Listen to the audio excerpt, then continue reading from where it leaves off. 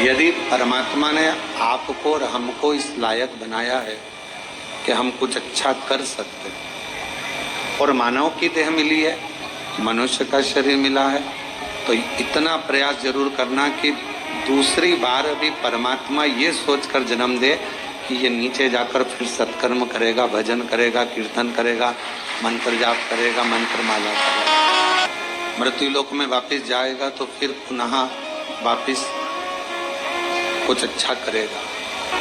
अच्छा एक बात बताओ,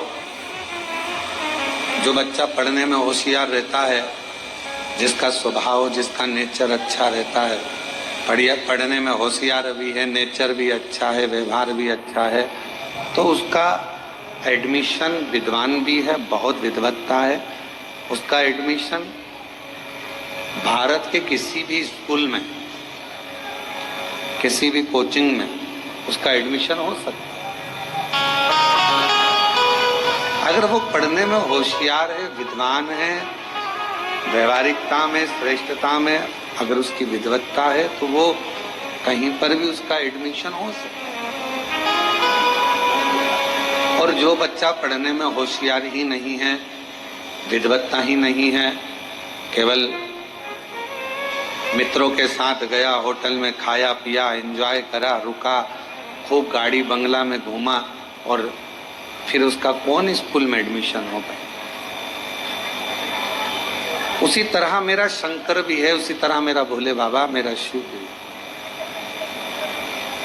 दूसरी बार जन्म कब देगा? जब वो देख लेगा कि हाँ, पहले के स्कूल में अच्छे से रहा, कुछ एजुकेशन अच्छी रही, कुछ अच्छा पढ़ा लिखा, विद्वत्ता रही, नेचर अच्छा रहा, तो अगले स्कूल में एडमिशन, मतलब अगली बार फिर जन्म मिल सकता है। आप कंकर शंकर की भूमि पर आए हो कावड़ चढ़ाने के लिए, बाबा को अपने मन की बात कहने के लिए। 2 लोटा जल की धार भगवान शिव को समर्पित कर रहे हो। क्यों कर रहे हो?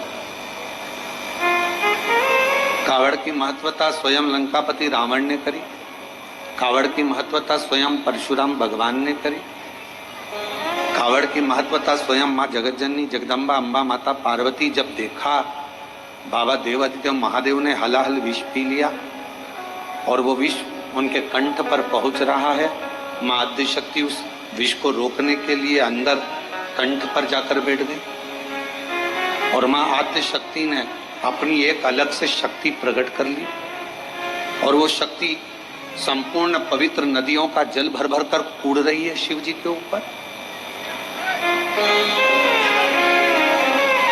किस लिए? और कितना सुंदर वर भगवान परशुराम जी ने भी मांगा।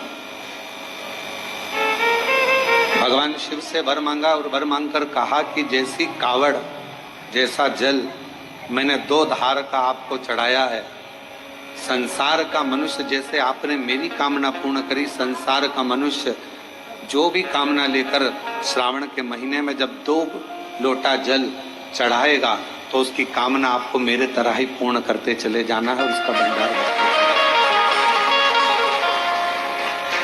आज संपूर्ण भारत, कावरा जी, हरिद्वार हो, काशी हो, छिपरा के तट हो, उज्जैनी हो और अन्य जगह पर, हम तो कहेंगे, आप भोपाल से आई हैं गुप्ता दीदी, आपने भी भोपाल में भी कावड़ का क्रम और अरेंडोल में भी कावड़ का क्रम, आखिर किस लिए?